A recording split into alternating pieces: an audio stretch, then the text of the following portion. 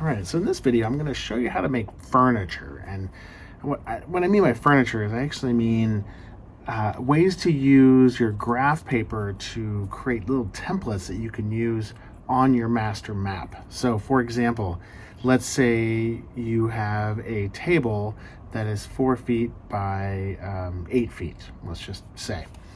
Then what you can do, since each side of this is 4 feet, you can draw a line here. That's 4 feet by 8 feet. And then what you've got there is you have a table. And you can even label these tables as you get to know who's coming to the event, for example. You might say that this is for the kinders, right? So you might label with a K, and maybe it's like K1, which just means that's the one table for the kinders. And you might say that you need 3 of those, so you're going to do a K2 and a K3, like that.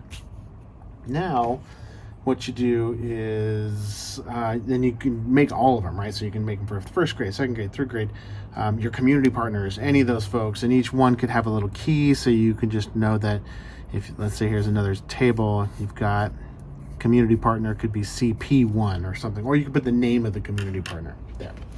Then what you can do is you take your scissors and you cut these out. And you'll need some kind of envelope or something to keep these stored so you don't lose them.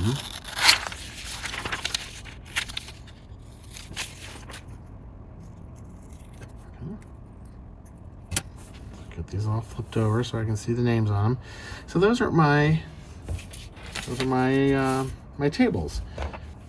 Now what you can do is you can use these and move them around and say, well, what if we had the kindergarten tables lined up against the wall here? Something like that. That might be one good thing. And then we could put our community partners over here, and then you could talk about that. Okay, this will be a walkway, and we need to make sure it's at least 8 feet wide for this walkway. Whatever, you can just kind of get some ideas for where you might put things.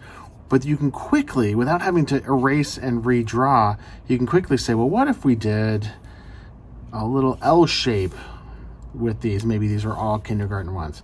Maybe that would work better for our design, however we wanted to do it. So it's just nice to have these little blocks. You may not know exactly how big a space is required for some of the grades, especially for the arcade games and the carnival games. So you may need to make larger squares, right? So you might have something that needs a really big space. And so this could be a carnival game that just happens to be really big, right? This would be 4 feet, 8 feet by 16 feet. So maybe some kind of bag tossing game or something. So you'd have to find a spot that would work for that particular one. But it's just a nice, easy way to quickly move things around. You can take a picture of it once you like where it's at, or you can just, if you think this is exactly where I want it, then you can do a little sketch on here on your paper. Just move those out of the way. Put your little marks in there, and again have K1, K2, K3, K4. And if you don't want to do this, you can just draw it and erase it and draw it and erase it. But I really personally like to be able to move things around and quickly say, like, yeah, that's where I want that one, and this is where I want that one. Up to you though.